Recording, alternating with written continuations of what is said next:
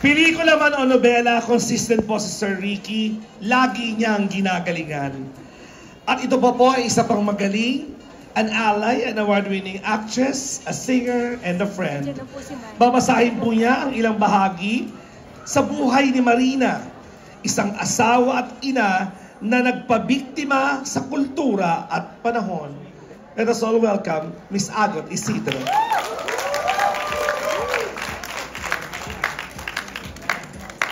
Good evening to all. Congrats, Sir Ricky. Si Marina. Galit si Marina sa bakla. Wala silang lugar sa mundong ito. Libuli ng mga bakla. Yun ang kanyang battle cry. Ba't nila babaguhin kung ano ang binigay ng Diyos? Bakla, binabae, bayot, at di magtatagal sa paglipas ng panahon ay magtatago sa iba pang pangalan. Bading, Sward, Becky, Badak, Syoke. Pero, pare-pareho lang sila. Nag-iiba-iba ang kulay, pero iisa ang kamandag. Tuwing pumapasok si Marina sa isang lugar, sa sobrang kapayatan ay parang tungkod na tinubuan ng mahabang buhok. Maaamoy niya na agad kung saan may mga pumipilantik na daliri at kumekembot na bewang. Tutulis at kikislot-kislot ang kanyang ilong. Walang makapagtatago sa kanyang ilong na ginagasolinahan ng determinasyon.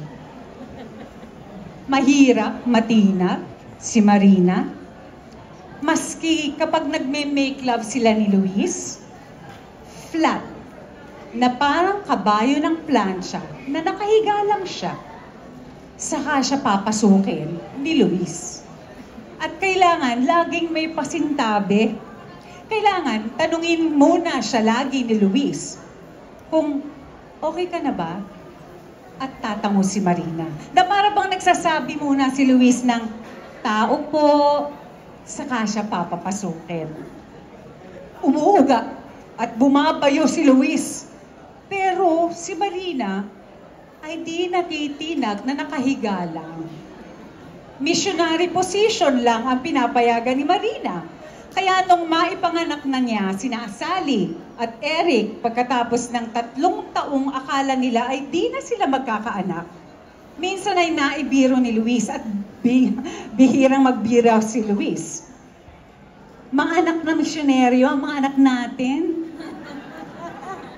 Hindi natawa sa biro si Marina. At hindi pa rin nagbago ng posisyon. Kung biglang magkakagunaw at babalikan siya pagkalipas ng mahigit na 30 years nilang pagsasama ni Luis, ay makikita siyang naroroon pa rin. Straight, na nakahiga. Naghihintay na pasukin ni Luis. Bakit ba parang ginawa ng misyon ng mga bakla ang lagi siyang sundan? Buong buhay niya mula doon sa baklang bugaw ng ama niya hanggang kina Jim, kay Sam, Dale, Eric, Sally, Talia at pati palang ako niya. Bakit maski saan siya magpunta ay laging may nakakabit na mga bakla at tomboy sa buhay niya na parang sadya silang ipinadala ng kapalaran upang ipamukha sa kanyang ano? Ang ano? Anong gusto mo ipamukha sa kanya? Hindi niya alam. Iisa lang ang alam niya.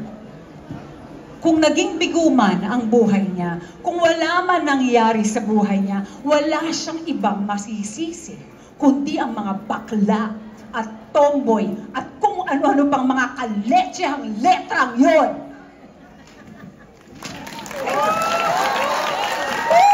Peace! I love you, LGBT. Anong alay?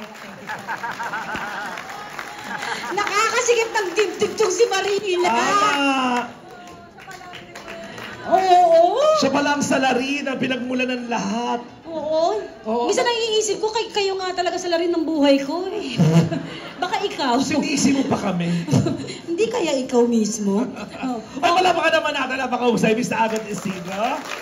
Alam mo, nagbabasa, parang nabubuo ko na sa yung eksena sa utak ko. Parang natitrigger niya yung imagination ko. Ganong level. Oo, ang husay nung agot, di ba? Yes, masakit at masarap talaga ang magmahal. Ganyan magsulat si Sir Ricky. Ang ganda ng nuances ng writing at characterization. Ang susunod po natin para basahin ang highlights sa journey ni Erich, A+ size trans woman who joined a street gang before blossoming into a woman she deserves to be. Please welcome Ms. Lisa Dino Sigera.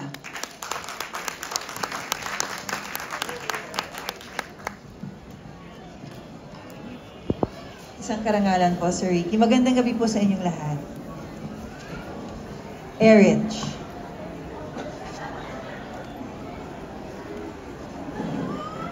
Di gaya sa pinanggalingan niyang eskwelahan. Di siya pinagtatawanan ni Teroy sa kanyang katabaan. Pinahiram siya ng t-shirt at shorts. Tinuruan siyang mag-rugby. Kapag nagra-rugby sa tabi ng imburnal sa ilalim ng maputlang buwan, ay nakakalimutan nila ang takot, ang gutom, ang lungkot. Nakatingala sila sa langit. Binibilang ang punyetang mga bituin. Dati ay putang ina lang ang alam nilang sabihin. Pero nang marinig nila ang punyeta sa isang matronang muntik na nilang manakawan ng bagay, ito nga ang naging paborito nilang ekspresyon. Sa kilos pa lang ay pinagsususpetsahan na nila si Eric. Bakla ka ba? Ha? Hindi Tigas na pagtanggi ni Eric. Kung nakakulong siya noon sa bahay nila sa maling pagkatao, ganun pa rin siya dito kina Teroy. Nagpapanggap. Ingat sa mga kilos niya habang nagnanakaw sila ng isda sa palengke. Nagnanakaw sila sa palengke. Huwag yan! Mapupulang na ang mga mata ng isdang yan. O kaya ay sa likod ng truck ng mga paninda. Pulutin mo yung nalalaglag. Takbo na, Eric! Ang taba mo kasi! Bilis pa! Nakikipaligo sa gasoline station maski walang sabon. Unyetang libag to. Ayaw matanggal. Tumatakas. Takbo na! Tumatakas kapag hinahabol ng lumang Ford Fiera ng mga taga-social welfare. Nagtatawanan, humihingal, pinagpapawisan, naghahampasan ng balikat ng bawat sa isa habang pinoproklama ang kanilang kalayaan. Punyeta! Sa gabi, pagkasara ng cake shop ay pinapatay na nila lahat ng ilaw. Sa gabing ito ay di malaman ni Ma'am Amor kung bakit nakabukas ang ilaw sa kusina. Kaya bumangon siya para tingnan doon. Sa gitna ng kusina ay nakatayo si Eric. Nakasuot ng pulang-pulang bestidang bulaklakin. Tinatamaan ng mamula-mulang ilaw mula sa bumbilya. Nakatingala ang ulo nito. Nakalutang ng konti ang mga bisig na parang gustong lumipad. Nakapikit habang abot tenga ang masayang ngiti. Dahang-dahang bumaba ang ulo ni Eric. Bumukas ang mga mata. At nakita si Ma'am Amor. Kinabahan agad siya. Ngayon lang siya nito nakitang nakabistida.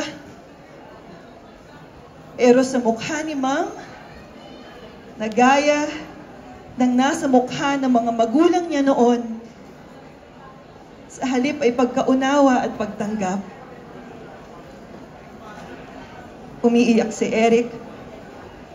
Habang yakap-yakap siya ni Ma'am Amor, tahan na. Tahan na. Sorry po. Sorry po. Di ka kailangang mag-sorry. Bakit di mo agad sinabi sa amin? Thank you. Salamat, Lisa. Pakahusay.